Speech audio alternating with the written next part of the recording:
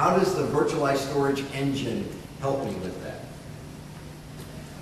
We talked, yes, sir. So regardless of how wide your pipe is. Yes, sir. So, Regardless of how wide your pipe for, you can be fine. yeah. Yes. And as long as you have, sands and open. Well, you just need kind of, I guess that's the point, right? The point is, it's whatever your competency is, whatever you've got for availability of resources inside the storage system, we can mix and match that to get you a service level at a distance. Yeah. So SAN technology has just improved so much that it can now provide that type of flexibility that we're looking for.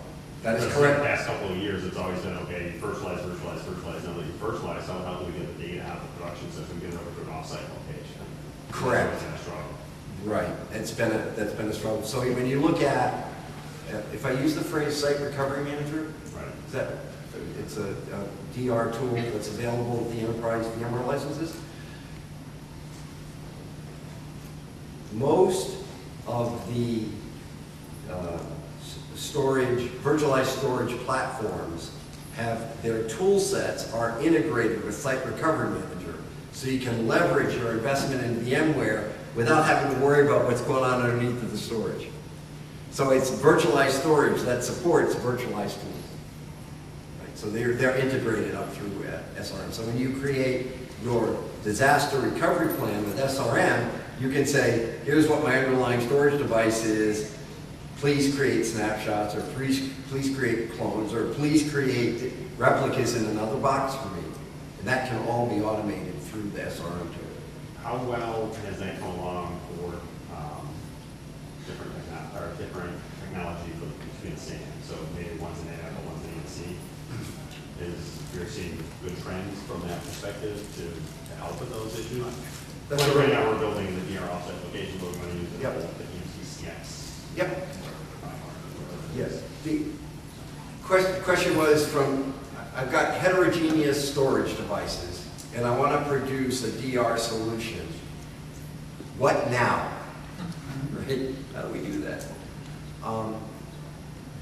There are various techniques for doing that, and that's one of the things I would look at first off is to see what tools on both sides Site Recovery Manager liked, and see if I could do a merge of the tools on one side and the tools on the other side.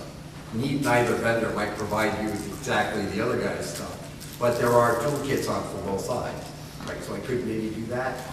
The other thing to look at is there are tools that are storage agnostic that will move particular ESX servers or Hyper-V servers or virtual machines from one site to another site and be able to restart them without caring about the underlying storage. So hardware independent.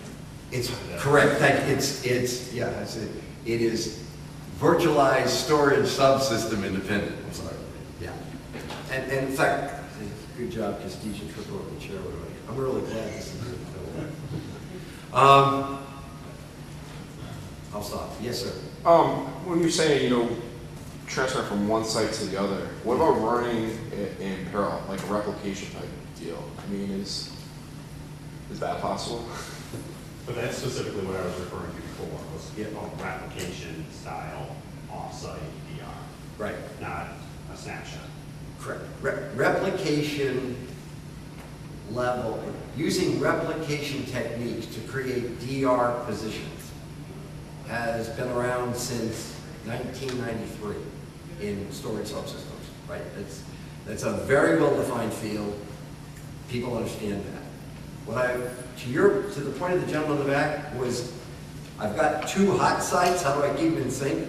Yeah, so I mean, basically, so it's like pointing to the same computer. So if mine goes down in one site, will Yeah. that, take over for it? Right. Oh, okay. The answer is yes, that's possible, and it can be done. It's most typically done now using the tool from the hypervisor, not from the storage system or the apps. So Right. that's okay. Right. So there's the HA and the FT, and so, right, they kind of, that would be where I would look first for that. Cool, thank you. Yep. Questions? I think this is cool. Excuse me? I think this is cool. Very kind. Are you finding that live replication is better in an actual style environment? I'm sorry, Is that live replication, stored replication better in an actual style environment, or is it P1 to P1? okay. The answer is, today, it doesn't matter, right? It used to matter a lot. You used to you either have to have DWDM or course DW, the course weight. You used to have to have something like that between the two sites for a storage subsystem to guarantee a response. That's not true now. Does that address your point? Good. Okay. Information management, people that we started working with a couple of years ago on their storage practices and building out how operationally they could extend the use of storage subsystems into things like backup and recovery. They came back and said, we've been doing a great job for our clients for the last 2 years. I mean, they scale everything. They scale servers, they scale storage, they scale DR. They've now got 2-tier DR. What they can't do is keep track of all this stuff, right? Because it's relatively easy to deploy things now. They're deploying like banshees, and they can't keep track of what's where.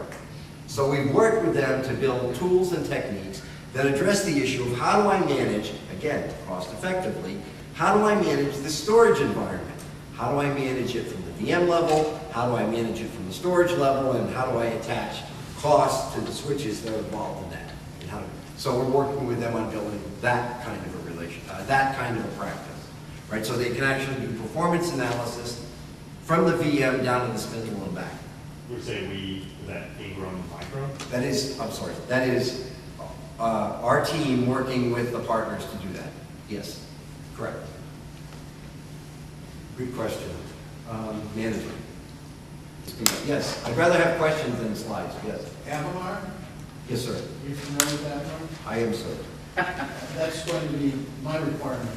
Does that fit this scenario? Really good question. It fits in with a protection solution. Uh-huh.